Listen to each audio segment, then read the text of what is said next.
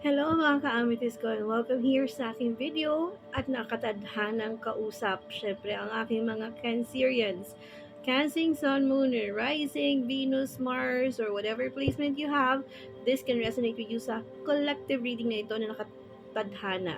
Lahat ng bagay ay nakatadhana. So, kung napanood nyo ito at hindi kumonekta, definitely i-lead kayo dito sa iba pang videos na pwede nyo panoorin tungkol sa inyong buhay na makaka-relate para sa buong ito hanggang sa susunod na April new moon, okay? So, let's proceed.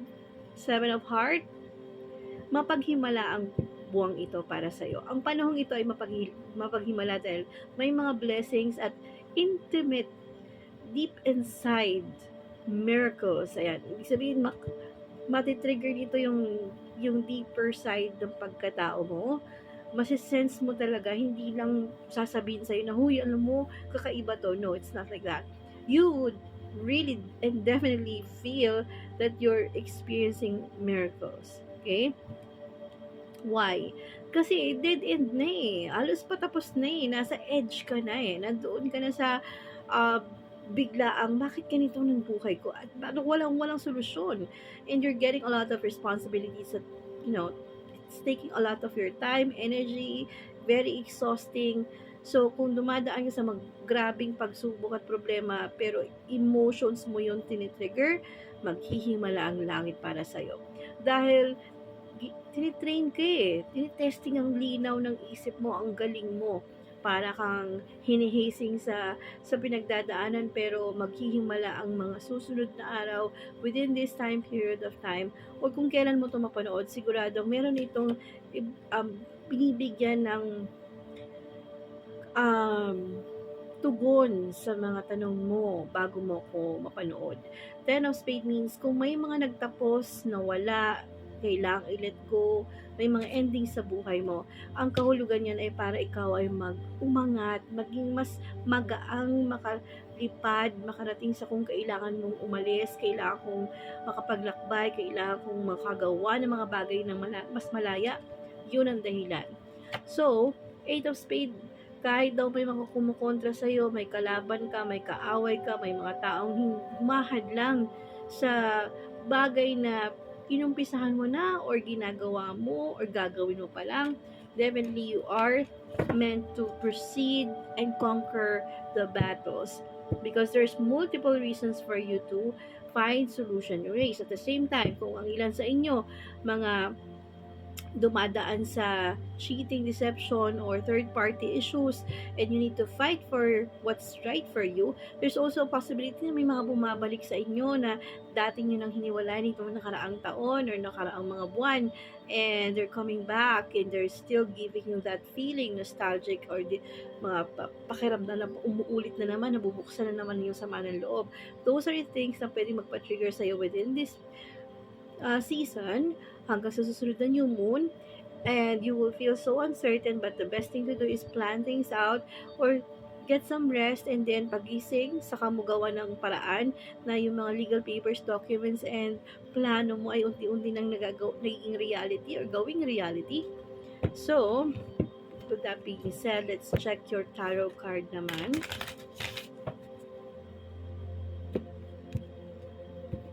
And your first card is mababawasan na rin yung mga sakit ng ulo mo. Kung ikaw ay nababagabag recently, mababawasan na siya within this month, and you will have enough time to celebrate and enjoy your life with some other people, family gatherings, celebrations, birthday parties, wedding, graduation, whatever that is, promotion or event, dahil hindi ka na raw nakatali sa mga bagay na matagal ka nang kinukulong, nakatali or nakagapos ka ng eksena nito. So now the end happened, nangyari na yung katapusan, nangyayari na yung transition period mo ito. Pero wala ka pa rin daw believe sa sarili mo, hindi mo pa nakikita na kaya mong umasenso, yumaman, gumanda ang buhay, or maging very sikat. Now, this is the reason why ito nangyayari ngayon sa'yo can lead you to a more stable and calming situation.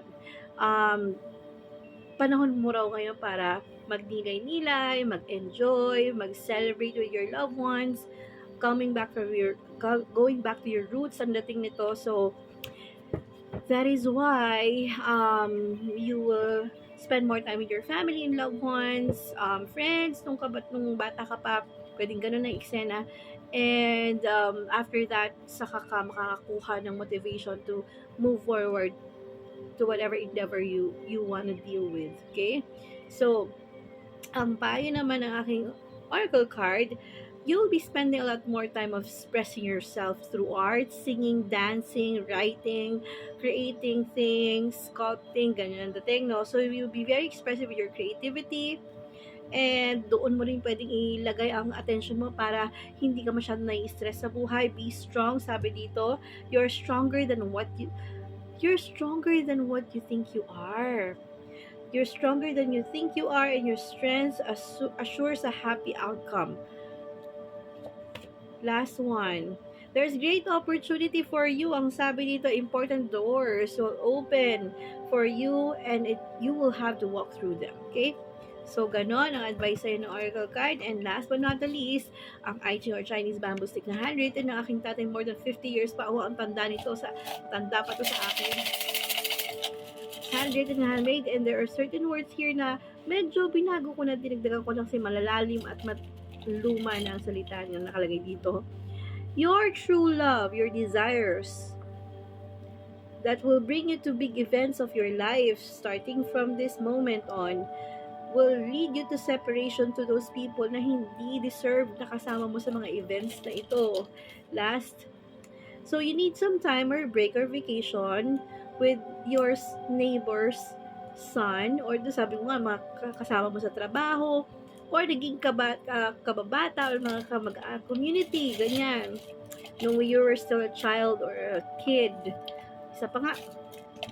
Then afterwards, yung reconciliation or pakikipagbalikan mo ulit ang pag-uusapan natin kung itong future honey mo ba, solid love na kaya o hindi pa. So, yun ang pagninilay-nilayan mo. Isa pa nga, Diyos ko, gustong-gusto ko ta. Ay, yes, the reason why you need to take time to give yourself enough break and vacation or mag-reset muna is for you to make sure na yung mga decisions mo are very safe, especially apektado dito ang finances, career, or wealth mo. Dahil lalo na, pwedeng gamitin yan ng mga jealous na tao sa paligid mo to put you down and bring you down. Okay? So, good luck. Maraming salamat. God bless.